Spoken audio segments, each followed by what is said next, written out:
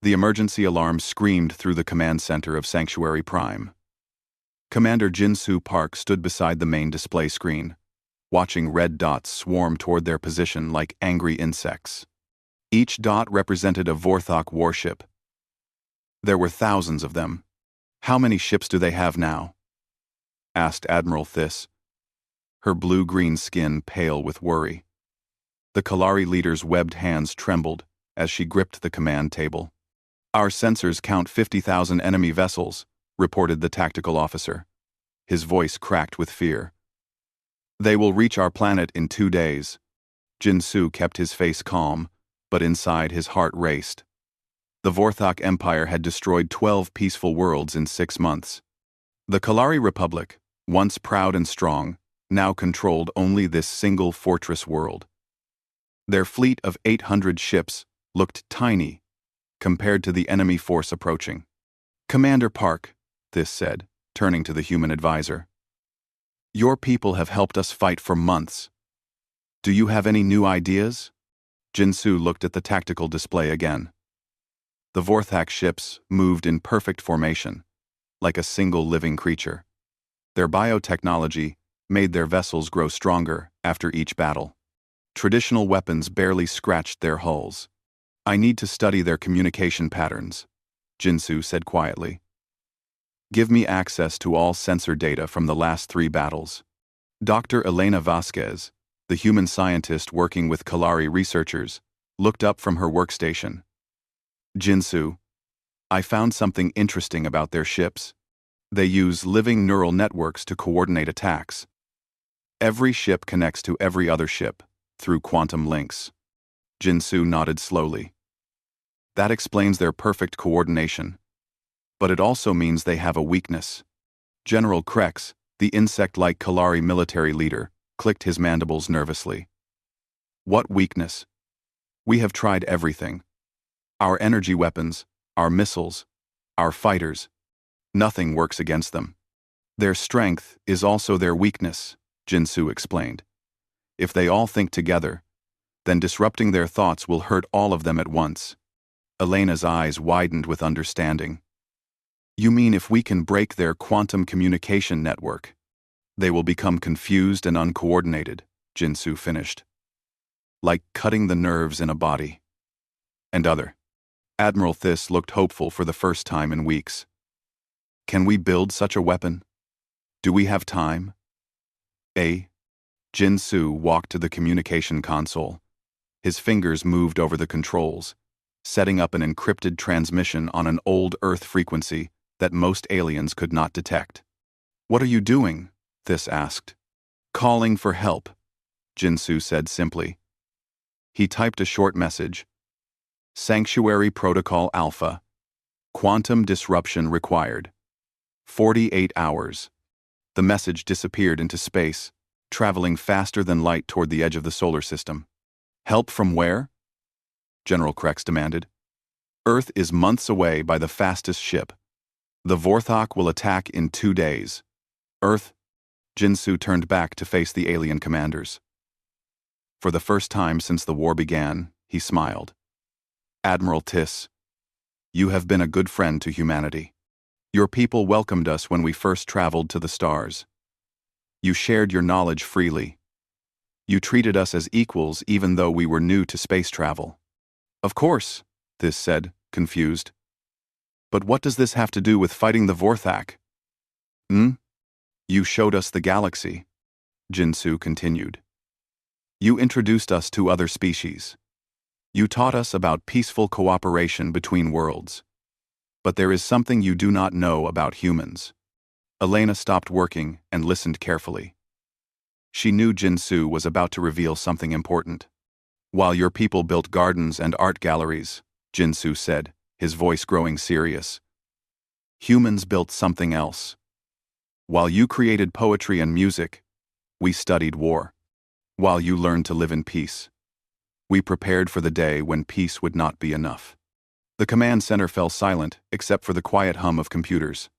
"You see," Jin-Soo explained, "humans remember our history. We remember what happens when evil empires attack peaceful people. We remember the cost of not being ready to fight. But your people seemed so interested in our culture and science, Thys said. We were interested, Jinsu replied. We learned everything we could. But we also watched for threats. We studied every species we met. We mapped every star system. We prepared for wars that might never come. General Krex leaned forward. Are you saying humans have secret weapons?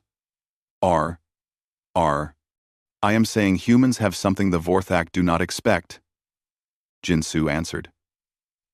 We have been ready for this war since before it started. The main display chimed with an incoming message. It appeared in human text, then translated to Kalari language. Message received. Goliath fleet en route. Arrival in 46 hours. Hold the line. Admiral Thys stared at the message.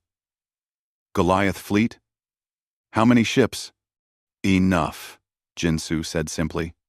But Commander, Elena said quietly, even if Earth sent help, how could they arrive so quickly? The nearest human world is months away. Jinsu looked out the main viewport at the stars. Somewhere, out there, beyond the range of Kalari sensors, help was coming. Help that had been waiting in the darkness for years, watching and protecting without being seen. Dr. Vasquez, he said, I need you to design an electromagnetic pulse that can disrupt quantum neural networks. I think so, Elena replied. But why do you need it? If help is coming. Because, Jinsu said, still watching the stars, when humans fight, we fight to win completely. And sometimes that requires more than just big guns. Admiral Thys felt a chill run through her body.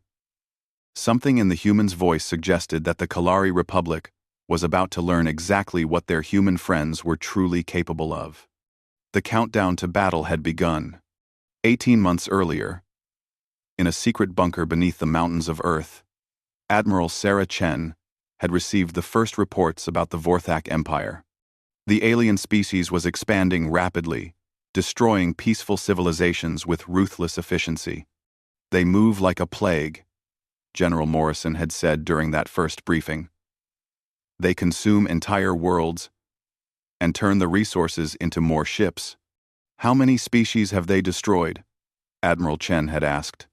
7 confirmed. 3 others missing, probably dead. Sarah Chen had stared at the star maps for a long time. The Vorthak expansion would eventually reach human space. It was not a question of if, but when. Begin Project Goliath immediately, she had ordered. Full mobilization. Use every shipyard, every resource. We have 18 months before they notice us. Now, back in the present, Dr. Elena Vasquez worked frantically in her laboratory on Sanctuary Prime. Through the windows, she could see Kalari children playing in the parks, unaware that death approached from space. She had spent 3 days studying captured Vorthak technology. The enemy ships were part machine, part living organism. Their hulls grew like plants, healing damage and adapting to new weapons. The neural networks that controlled them were more complex than anything the Kalari had ever seen.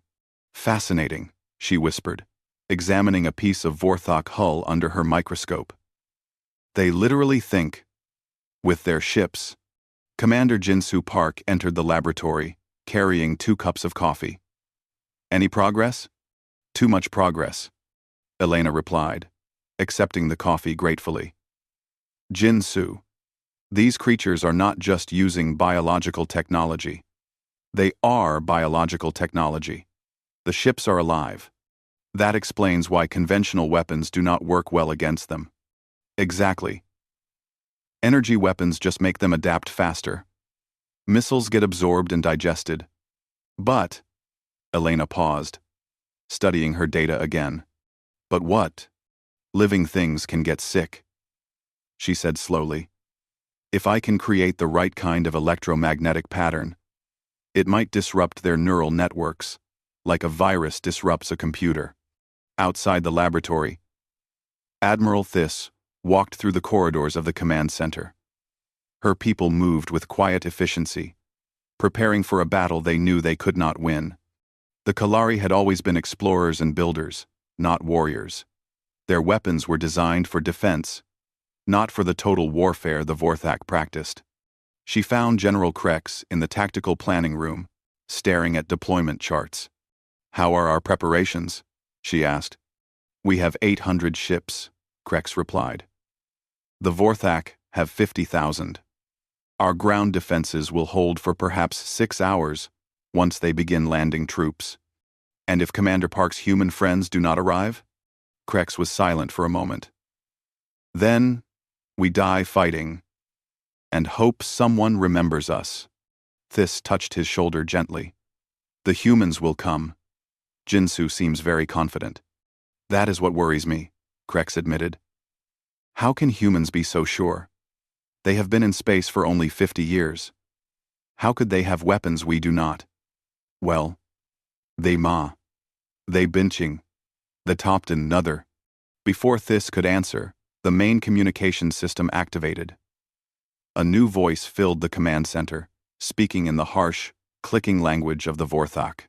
"People of Sanctuary Prime," the voice said through the translation system.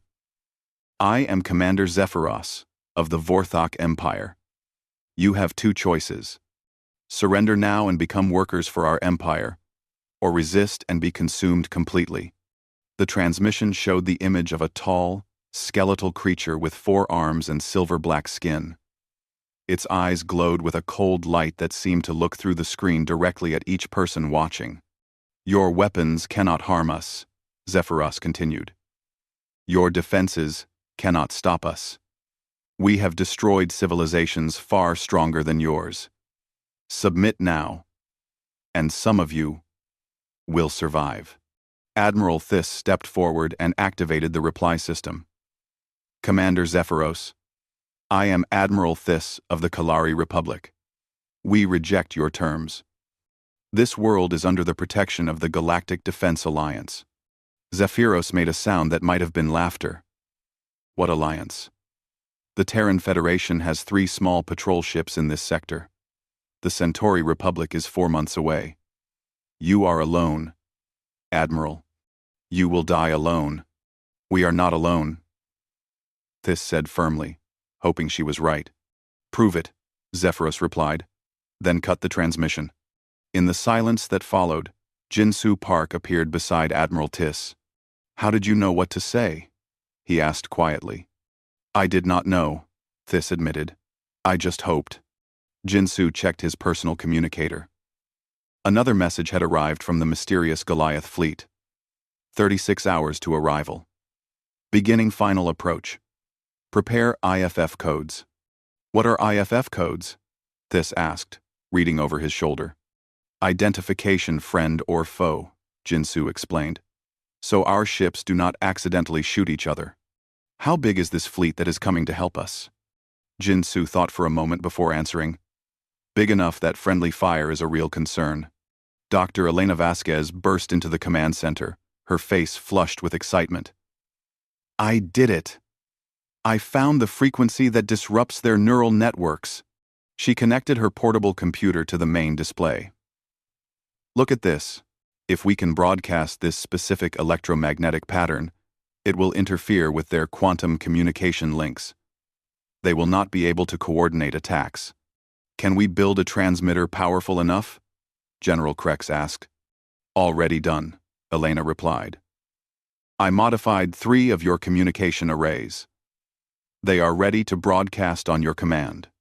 Admiral Thys felt hope growing in her chest. "So we can confuse them when they attack?" "Better than that," Elena said.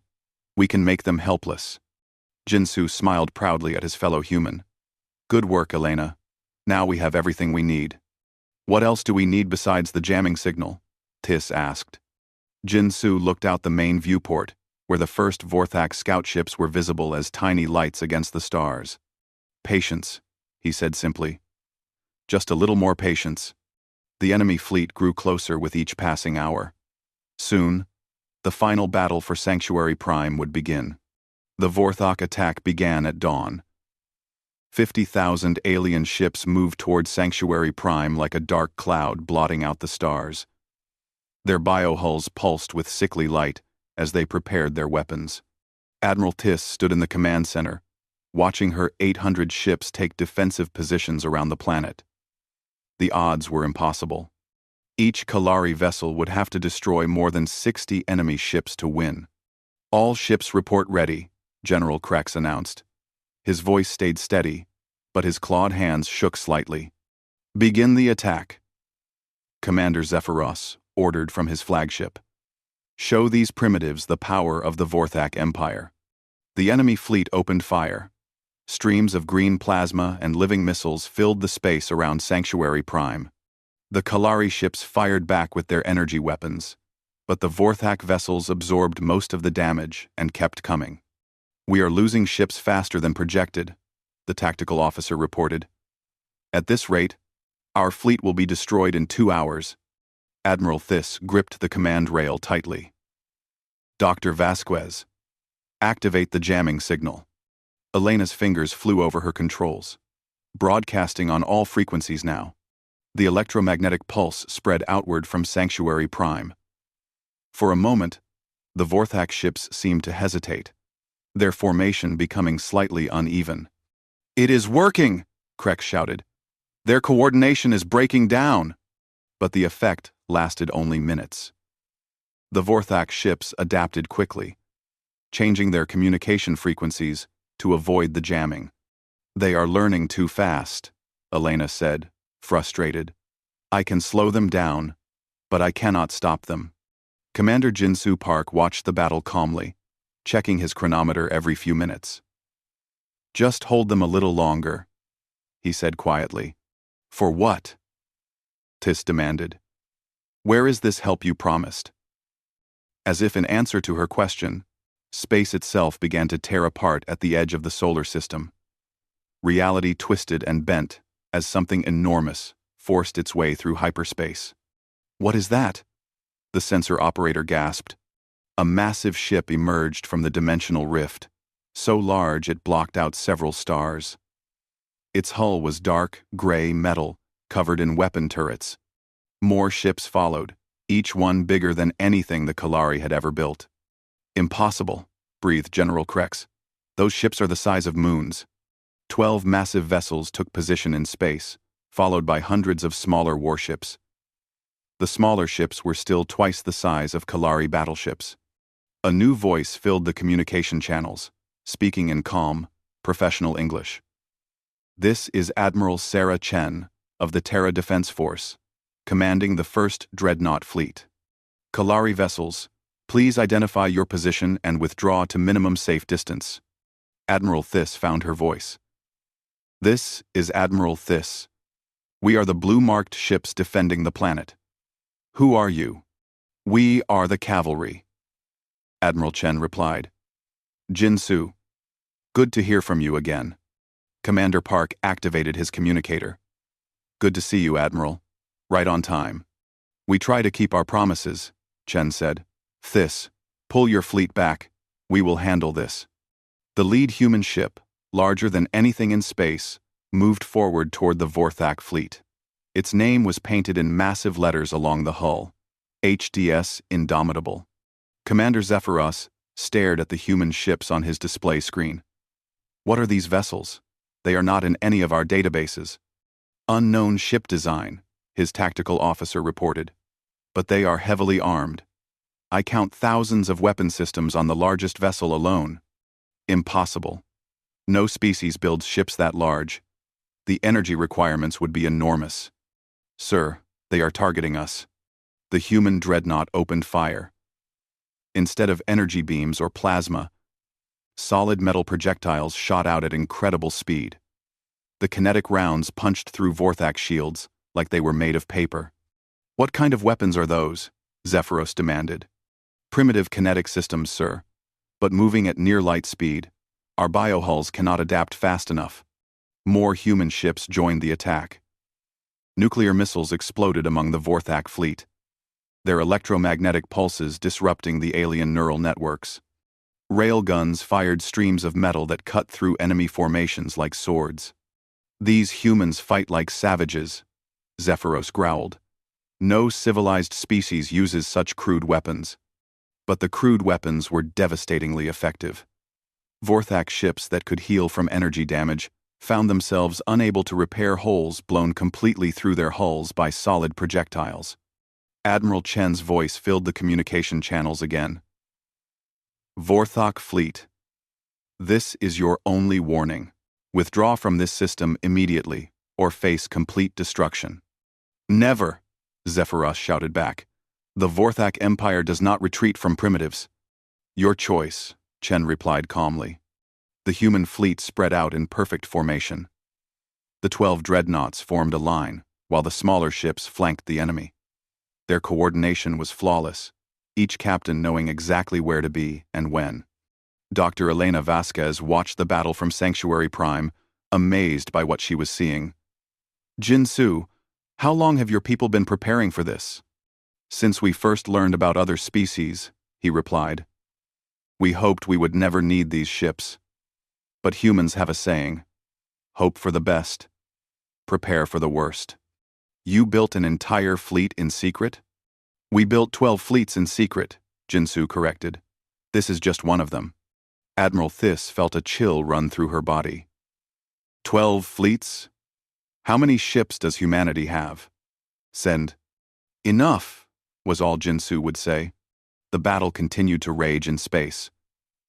The Vorthak ships tried to adapt to human weapons, but kinetic projectiles and nuclear explosions could not be adapted to. Biohulls that could heal energy damage were helpless against physical destruction. Sir, the Vorthak tactical officer reported, we have lost 3,000 ships. Human casualties appear to be 0. Commander Zephyros watched his fleet being systematically destroyed. These humans fought with a brutality and efficiency he had never encountered. They showed no mercy, took no prisoners, and seemed to have planned for every possible Vorthak tactic. How is this possible? He whispered. They are supposed to be a young species, new to space travel. Perhaps, his aide suggested, we underestimated them. On the bridge of the Indomitable, Admiral Sarah Chen coordinated the attack with calm precision. Her crew worked like a well-oiled machine, each person knowing their role perfectly. Status report, she ordered. Enemy fleet down to 47,000 ships. Our kinetic barriers are holding. No significant damage to any of our vessels. Continue the attack. Focus fire on their command ships. The human fleet pressed forward, driving deeper into the Vorthak formation. Whatever these aliens had expected from the battle, it was not this. They had come to destroy a helpless world and found themselves facing humanity's hidden strength. The tide of battle had turned completely. The Vorthak fleet adapted quickly to human weapons. Their bioships began growing thicker armor and changing their hull composition to better absorb kinetic impacts. What had been easy targets moments before now required multiple hits to destroy. They are learning, Admiral Chen observed from the bridge of the Indomitable. Tactical. Switch to secondary weapon systems. Roger that, Admiral. Activating plasma cannons and particle beams. The human dreadnoughts revealed new weapons. Streams of superheated plasma cut through space, followed by beams of charged particles that disrupted Vorthak neural networks. The enemy ships that had adapted to kinetic weapons found themselves vulnerable to energy attacks. Commander Zephyros watched his fleet struggle to keep up with human tactics. How many different weapon systems do they have? Unknown, sir.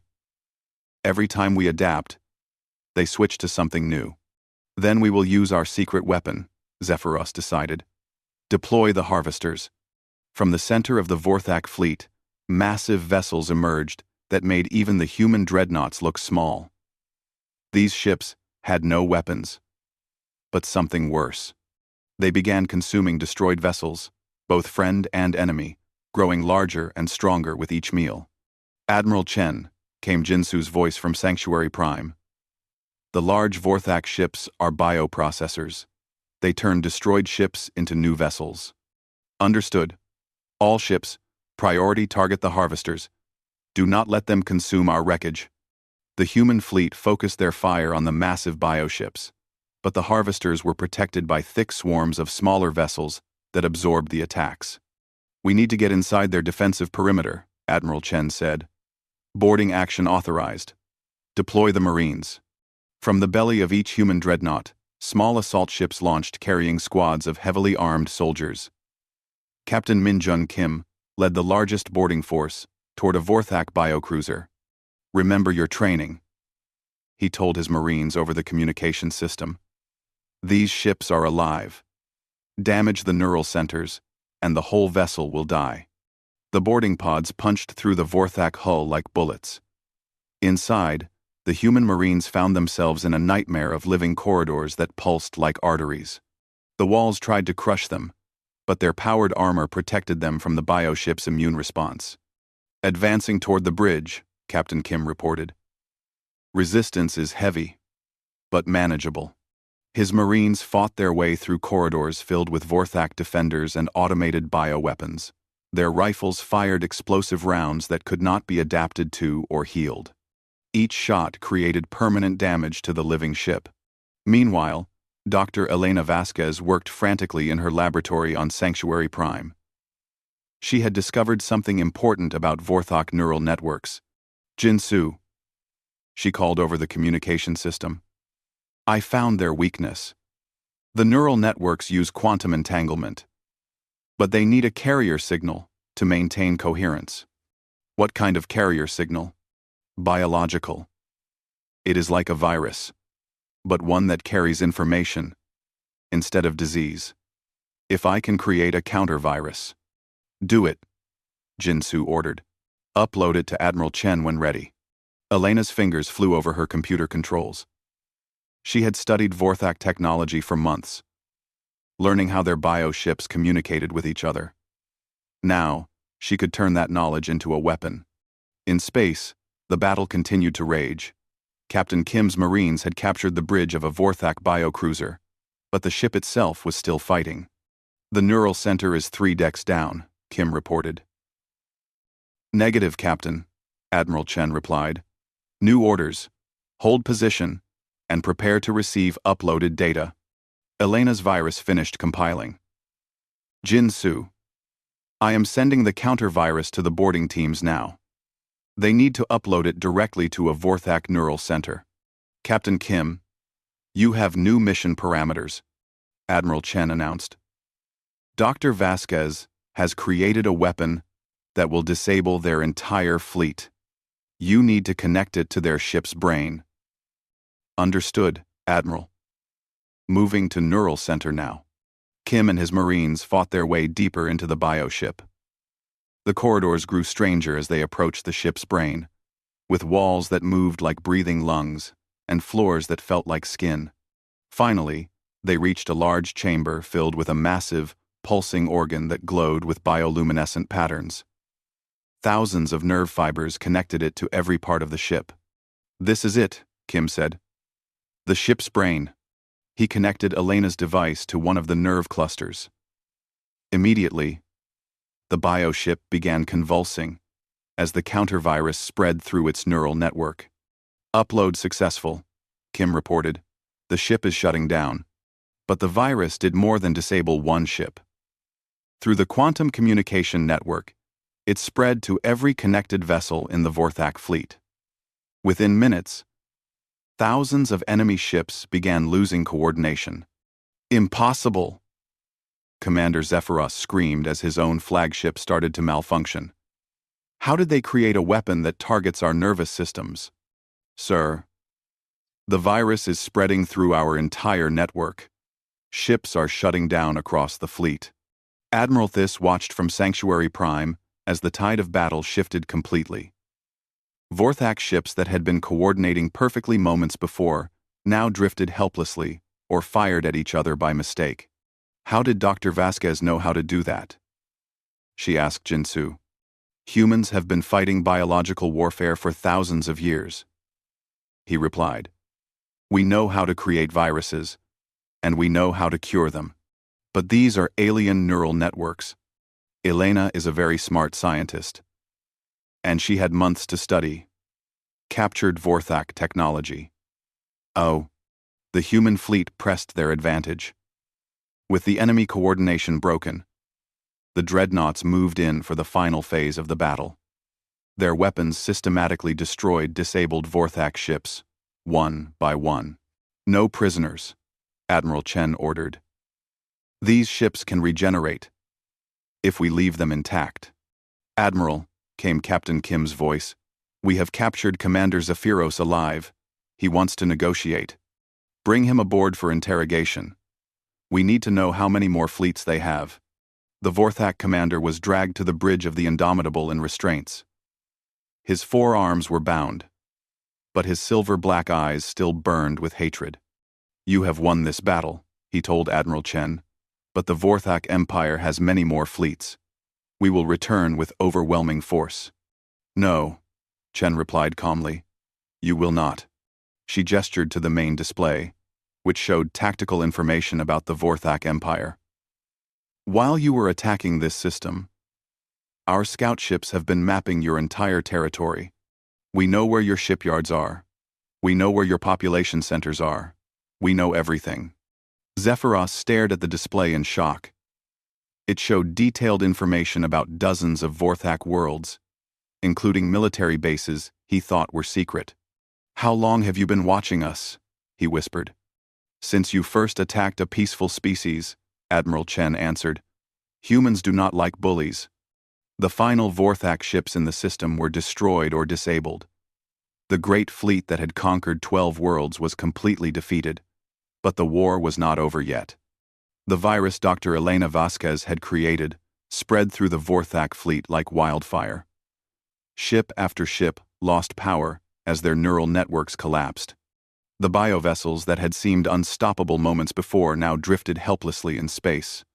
Status report, Admiral Chen, requested from the bridge of the Indomitable. Enemy fleet is 90% disabled, her tactical officer reported.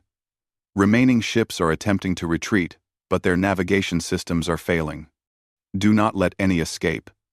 These creatures consume entire civilizations. We cannot allow them to regroup and attack other worlds. The human fleet pursued the fleeing Vorthak ships with ruthless efficiency. Their weapons, designed for total warfare, left no survivors. This was not a battle for territory or resources. This was extermination of a threat to all peaceful species. On Sanctuary Prime, Admiral Thys watched the systematic destruction of the enemy fleet with mixed feelings. She was grateful to be alive, but disturbed by the human approach to warfare. They are not taking any prisoners, she said to Commander Jin-Soo Park. The Vorthak do not take prisoners either, Jin-Soo replied. They consume everything they defeat. Sometimes the only way to stop a monster is to become something even more dangerous. Is this how humans always fight? Jin-Soo was quiet for a moment. Humans prefer peace, Admiral Thys. But when something threatens innocent people, we do whatever is necessary to stop it, completely. In the medical bay of the Indomitable, Commander Zephyros lay dying from wounds received during his capture. Captain Minjun Kim stood beside the alien's bed, recording his final words. You think you have won? Zephyros whispered, his voice weak. But there are other empires out there, worse than us. They will see what you have done here, and come for you. Let them come, Kim replied calmly. We will be ready. No, you do not understand, the Vorthak commander continued. We were just the beginning. The hegemony, the devourer cult, the machine collective. They have been watching, waiting. Now they know humans are the real threat. What do you mean? Every peaceful species we conquered was weak, Zephyros said, struggling to breathe. But you are apex predators, pretending to be herbivores. The galaxy will burn because of what you are. With those words, the Vorthak commander died, leaving Kim with disturbing questions about humanity's future in space. Back on the bridge, Admiral Chen received reports from across the battlefield. All enemy vessels destroyed or captured. No human casualties. Mission Accomplished. She opened a communication channel to Sanctuary Prime. Admiral Thys, the immediate threat has been eliminated. Your world is safe. Thank you, Admiral Chen, Thys replied. We owe you our lives. How can we repay this debt? By continuing to be what you are, Chen answered. The galaxy needs peaceful species to remind us why we fight. But it also needs protectors. Humanity will be those protectors. Dr. Elena Vasquez joined the conversation from her laboratory. Admiral, I have been analyzing the Vorthak database. They have attacked 17 different species in the past 10 years. Most of them are extinct now. How many Vorthak worlds remain? Chen asked. 43 inhabited systems, plus mining colonies and shipyards. Send the locations to Fleet Command. Other human fleets will handle the cleanup operations. Admiral Thys felt another chill. Other fleets? How many ships does humanity have? Enough to protect every peaceful species in the galaxy, Chen replied. We have been preparing for this war for decades. Commander Jin-Soo Park activated his personal communicator and sent a coded message to Earth. Sanctuary Prime, secure. Vorthok threat eliminated. Proceeding to Phase 2. What is Phase 2? Thys asked. Establishing permanent protection? Jin-Soo explained. Humanity will station defense fleets in this sector to prevent future attacks. Your people can continue building, exploring, and creating. We will handle the fighting. General Krex, who had been silent during most of the conversation, finally spoke. What do you want in return? Humans do not seem to want territory or resources. We want allies, Admiral Chen answered. Species we can trust, friends who will help us explore the galaxy and learn new things. In return, we provide security. And if we refuse this alliance? Krex asked. Then you refuse, Jin-Soo said simply. Humans do not force friendship, but the protection offer remains open. There are other threats out there, besides the Vorthak. Elena looked up from her computer. Speaking of other threats, I found references in the Vorthak files to 3 major hostile empires in distant sectors. The hegemony controls 100 systems. The Devourer cult has consumed 2 entire galactic arms. And something called the Machine Collective, that turns living beings into computer programs. Admiral Chen nodded grimly. We know about them. Human scout ships have been mapping the galaxy for 20 years. We have identified 47 potential threats to galactic peace. 47? Thys gasped. The galaxy is a dangerous place, Chen explained. Most species develop peaceful cultures, like yours, but some become aggressive empires that destroy everything they encounter.